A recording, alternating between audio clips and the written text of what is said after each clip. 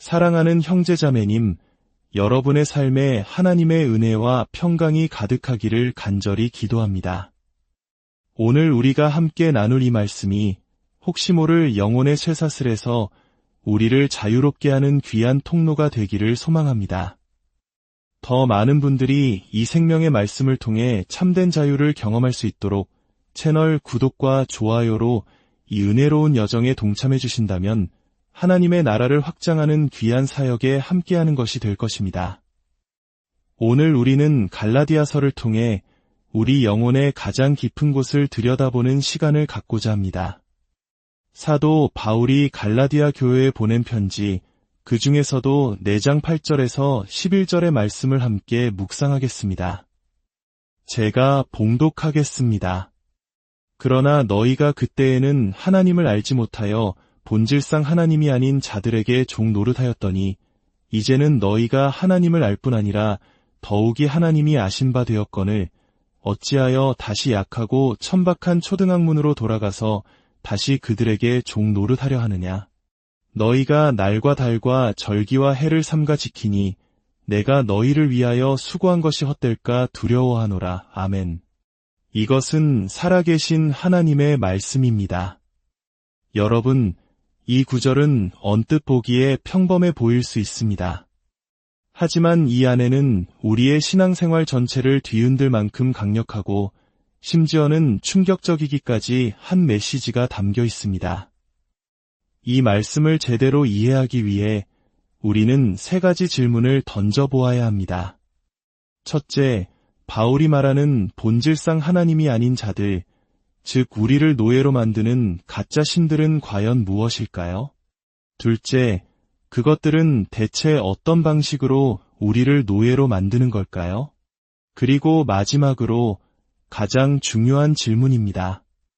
우리는 어떻게 그 쇠사슬에서 벗어나 진정한 자유를 누릴 수 있을까요? 이 짧은 구절 속에 이 모든 질문에 대한 답이 담겨 있습니다. 먼저 하나님이 아닌 자들의 정체부터 파헤쳐 보겠습니다. 8절에서 바울은 갈라디아 교인들이 과거에 본질상 하나님이 아닌 자들에게 종노릇했다고 말합니다. 그런데 9절에서는 그들이 돌아가려는 대상을 약하고 천박한 초등학문이라고 부릅니다. 헬라어 원문으로 이 초등학문은 스토이케이아 투 코스모라고 불리는데 세상의 기본 원리들 또는 우주의 원소들이라는 의미를 가집니다.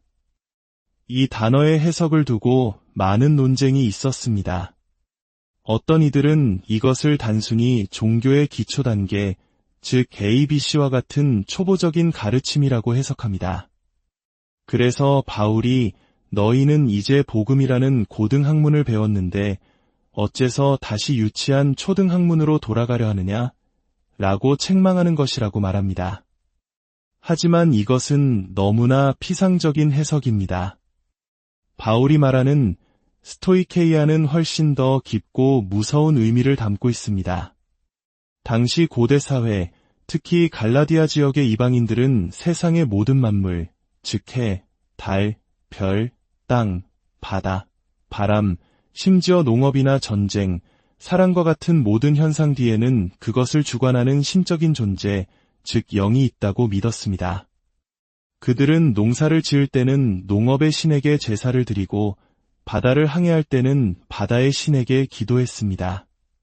돈을 벌기 위해 재물의 신을 섬겼고 사랑을 얻기 위해 미의 여신을 숭배했습니다. 바로 이것이 스토이케이아, 세상의 원소들이자 그것들을 지배한다고 믿었던 영적 존재들입니다. 바울은 바로 이것을 가리켜 본질상 하나님이 아닌 것들이라고 말한 것입니다. 결국 바울이 말하고자 하는 핵심은 이것입니다. 복음 외에 다른 모든 길은 결국 우상 숭배로 기결된다는 것입니다. 하나님을 섬기지 않는다면 인간은 필연적으로 다른 무언가를 섬기게 되어 있습니다. 우리 시대의 언어로 바꾸어 볼까요? 세상의 진정한 의미의 무신론자나 비종교인은 존재하지 않습니다. 모든 인간은 무언가를 숭배합니다. 그것이 돈이든 성공이든 권력이든 쾌락이든 가족이든 심지어 자기 자신일지라도 말입니다. 창조주 하나님을 예배하지 않는 모든 영혼은 결국 피조물 중 무언가를 자신의 삶의 중심에 놓고 그것을 신으로 섬기는 우상 숭배자가 될 수밖에 없다는 것이 성경 전체를 관통하는 진리입니다. 이 우상 숭배라는 개념이 얼마나 중요한지 잠시 십계명을 생각해 봅시다. 하나님께서 인간이 어떻게 살아야 하는지에 대한 핵심 원리 10가지를 주셨을 때 가장 먼저 무엇을 말씀하셨습니까? 첫 번째와 두 번째 계명은 모두 우상 숭배에 관한 것입니다. 너는 나 외에는 다른 신들을 내게 두지 말라. 너를 위하여 새긴 우상을 만들지 말라. 이것이 가장 먼저 나올까요? 성경은 우리에게 명확히 가르칩니다. 우리가 3계명부터 10계명까지, 즉 하나님의 이름을 망령되이 일컫거나 안식일을 거룩하게 지키지 않거나 부모를 공경하지 않거나 살인, 간음, 도둑질, 거짓 증언, 탐심과 같은 죄를 짓는 근본적인 이유는 우리가 이미 첫 번째와 두 번째 계명을 어겼기 때문이라는 것입니다. 우리 삶의 모든 문제, 모든 실패, 모든 죄의 뿌리에는 언제나 우상 숭배가 자리 잡고 있습니다. 요한일서의 마지막 구절은 이 진리를 극적으로 보여줍니다. 요한일서는 5장에 걸쳐 성도들이 어떻게 빛 가운데 행하고 서로 사랑하며 하나님 안에 거할 수 있는지에 대해 깊이 있는 가르침을 줍니다.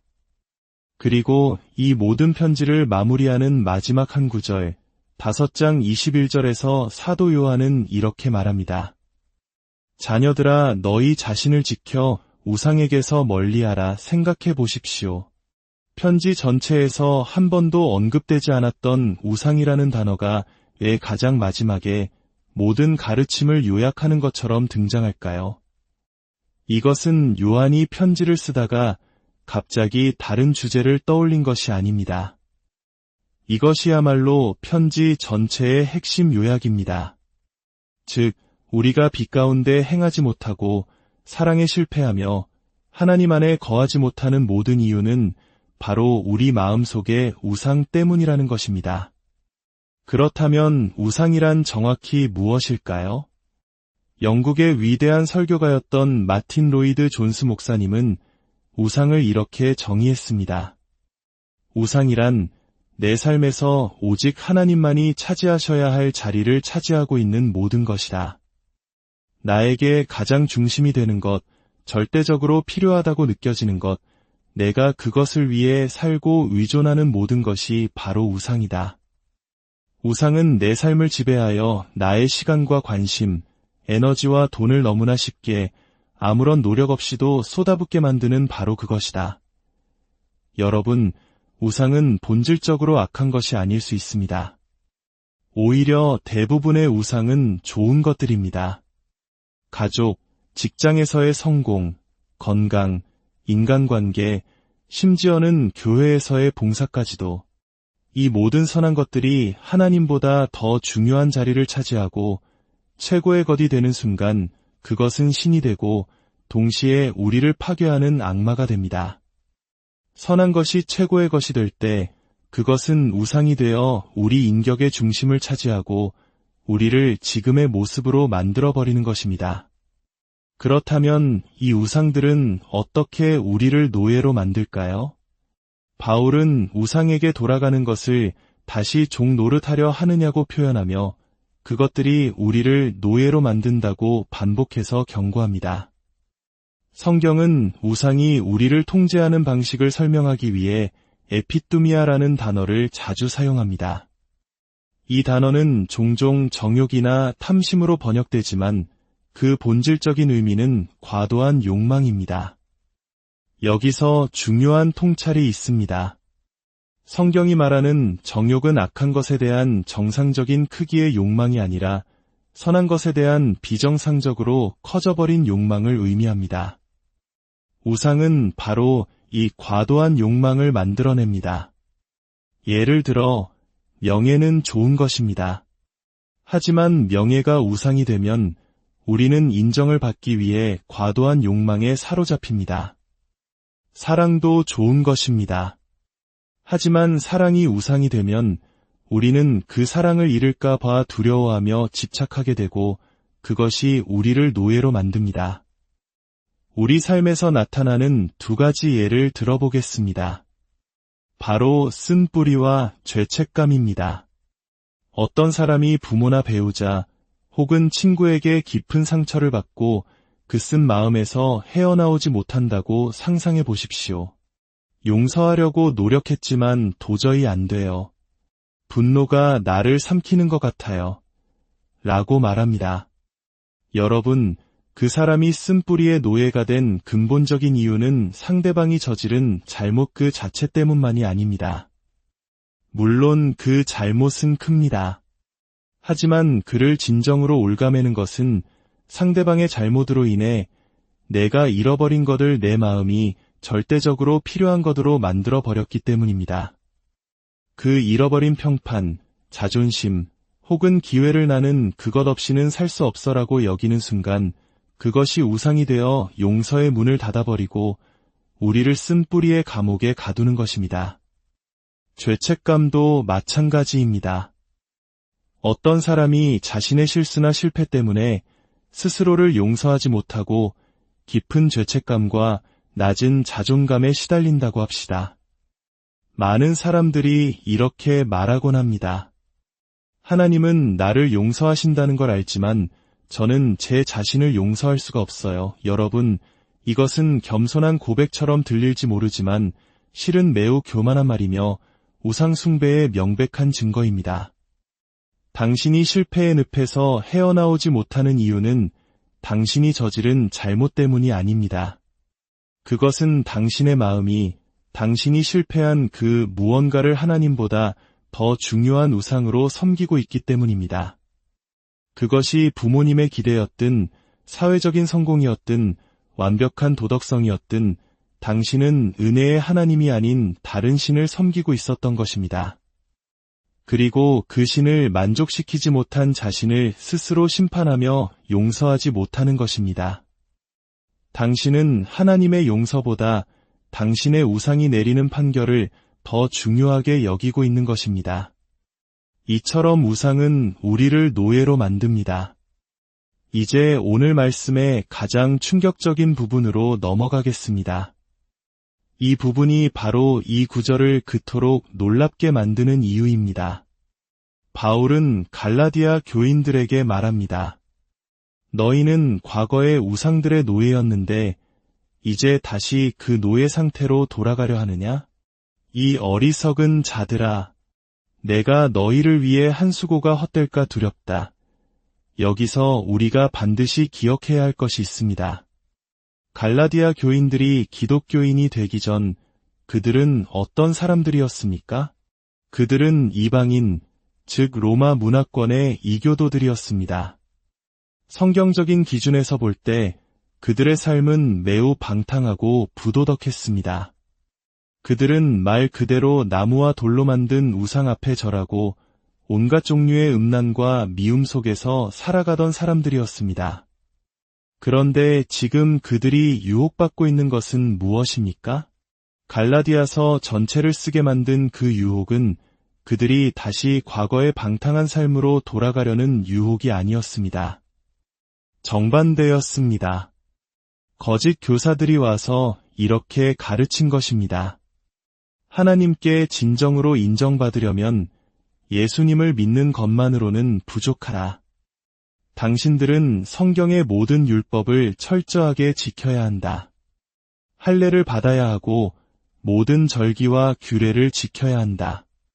절대적으로 도덕적이고 경건한 삶을 살아야만 구원받을 수 있다. 즉, 그들은 지금 극도로 성경적이고 도덕적이며 종교적인 삶으로 나아가려는 찰나에 있었습니다. 그들은 더 경건해지려고 하고 있었습니다. 이것이 얼마나 놀라운 일인지 아시겠습니까? 바울은 지금 이렇게 말하고 있는 것입니다. 과거의 길거리에서 음행을 저지르며 살던 너희가 이제 와서 하나님의 인정을 받기 위해 성경의 모든 세부사항에 철저히 순종하려는 그 엄격한 도덕주의로 들어서는 것은 결국 너희가 과거에 있던 그 자리, 바로 그 노예 상태로 되돌아가는 것과 똑같다. 어떻게 바울은 이렇게 말할 수 있을까요? 어떻게 방탕한 이교도의 삶과 철저한 율법주의적 경건 생활이 똑같은 노예 상태라고 말할 수 있을까요? 여기에 복음의 심장이 있습니다. 바울은 인간이 자기 자신의 구원자가 되려는 방식에는 두 가지 길이 있다고 말합니다. 하나는 부도덕의 길입니다. 쾌락, 성공, 권력과 같은 세상적인 것들을 우상으로 삼아 내 인생의 주인은 나다라고 외치며 하나님의 은혜를 거부하는 길입니다. 다른 하나는 도덕과 종교의 길입니다. 예수 그리스도를 따르는 대신 기독교라는 종교체계를 따르며 자신의 선한 행위와 율법 준수를 통해 스스로의 구원을 이루려는 길입니다. 이 두 길은 겉보기에는 정반대처럼 보이지만 그 뿌리는 똑같습니다. 바로 하나님의 은혜를 거부하고 내가 내 인생의 주인이자 구원자가 되겠다는 교만, 즉 우상 숭배입니다. 예수님께서 들려주신 탕자의 비유가 바로 이것을 보여줍니다. 아버지에게는 두 아들이 있었습니다. 동생은 아버지의 재산을 가지고 나가 돼지우리에서 방탕한 삶을 살았습니다. 그는 부도덕을 통해 자기 인생의 주인이 되려 했습니다. 형은 집에 머물며 아버지를 위해 단 하루도 어김없이 성실하게 일했습니다. 그는 도덕과 순종을 통해 아버지의 인정을 얻어내려 했습니다. 그러나 비유의 결론은 무엇입니까? 두 아들 모두 아버지의 마음을 이해하지 못했고 아버지로부터 멀어져 있었습니다. 둘 다 각자의 방식으로 아버지를 통제하고 이용하려 했을 뿐입니다. 둘 다 똑같이 잃어버린 아들이었습니다. 아니, 어쩌면 아버지를 위해 종노릇 했다고 분노하는 형이 자신의 영적 죽음을 깨닫지 못했기에 더욱 위험한 상태에 있었을지도 모릅니다. 그렇다면 이 두 가지 노예 상태에서 벗어나 우리가 자유로워질 수 있는 길은 무엇일까요? 놀랍게도 바울은 그 답을 바로 이 구절 안에 암시해 두었습니다. 이제는 너희가 하나님을 알 뿐 아니라 더욱이 하나님이 아신 바 되었거늘 여기에 두 가지 진리가 있습니다.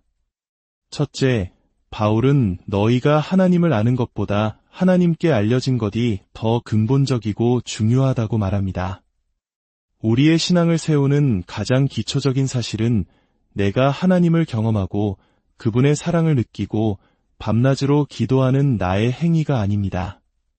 그것은 하나님께서 나를 아시고 나를 사랑하시며 나를 선택하셨고 그분의 은혜와 자비를 내게 부어주셨다는 사실입니다. 이것이 바로 우상을 이기는 길입니다. 세상의 우상들은 끊임없이 우리를 판단합니다. 성공이라는 우상은 우리의 실적으로, 인기라는 우상은 다른 사람의 평가로, 종교라는 우상은 우리의 경건함으로 우리를 심판하며 우리를 롤러코스터에 태웁니다. 그러나 복음은 말합니다. 당신의 실적은 중요하지 않다. 다른 사람의 평가도 중요하지 않다. 오직 중요한 것은 하나님께서 당신을 어떻게 생각하시느냐 하는 것이다. 그리고 예수 그리스도 안에서 하나님은 당신을 완전하고 흠없는 자녀로 여기신다. 이 사실을 붙들 때 우리는 비로소 세상의 모든 판단으로부터 자유로워질 수 있습니다. 하나님께서 나를 아시는 그분의 지식은 절대적이고 영원하며 변치 않습니다. 내가 하나님을 아는 나의 지식은 하루에도 몇 번씩 오르락내리락 하지만 나를 향한 그분의 암은 흔들리지 않습니다. 이것이 우리의 자유의 근거입니다. 그리고 두 번째는 그럼에도 불구하고 우리 또한 하나님을 알아가야 한다는 것입니다. 단순히 복음의 진리를 머리로만 반복하는 것을 넘어서 우리의 마음이 실제로 그분의 사랑과 아름다움을 경험해야 합니다. 우리의 기도 생활 속에서 그분의 아름다움을 너무나 생생하게 체험하여 세상의 다른 모든 우상들이 시시하게 보일 만큼 되어야 합니다. 다른 것들이 나를 섬기라, 나를 숭배하라고 유혹할 때, 됐어, 너 따위는 필요 없어. 내게는 예수님이 계시니까 라고 담대하게 외칠 수 있어야 합니다. 사랑하는 여러분, 하나님께서는 당신과 친밀한 관계를 맺기 위해 모든 것을 행하셨습니다. 당신과 그분 사이의 장벽을 허물기 위해 하나뿐인 아들을 십자가에 내어주셨습니다. 그분께서 행하신 모든 일은 당신이 그분의 사랑을 마음으로 느끼고 알게 하기 위함이었습니다. 그러니 담대하게 그분께 나아가십시오. 그분은 결코 당신을 외면하지 않으실 것입니다. 우리 마음속 가장 깊은 곳에 있는 우상이 무엇이든 그것을 주님의 십자가 앞에 내려놓읍시다. 그리고 그 빈자리를 오직 살아계신 주님, 예수 그리스도의 실제적인 임재로 채워달라고 기도합시다. 그분만이 우리에게 참된 자유를 주실 수 있습니다. 함께 기도하겠습니다. 사랑의 아버지 하나님, 오늘 말씀을 통해 우리를 얽매는 영적인 쇠사슬의 실체를 보게 하시니 감사합니다. 우리도 모르는 사이에 하나님이 아닌 다른 것들을 섬기며 종노릇했던 우리의 어리석음을 고백합니다. 우리 마음의 보좌에서 모든 우상을 끌어내려 주시고 오직 주님만이 우리의 왕이여 주인이 되어 주시옵소서. 내가 주님을 아는 것보다 주님께서 나를 아신다는 그 변치 않는 진리 위에 굳건히 서게 하시고 날마다 기도를 통해 주님의 아름다움을 더 깊이 경험하게 하옵소서. 그래서 세상의 그 어떤 달콤한 유혹도 물리치고 오직 주님 한 분만으로 만족하는 참된 자유를 누리며 살게 하여 주시옵소서. 우리를 구원하신 예수 그리스도의 이름으로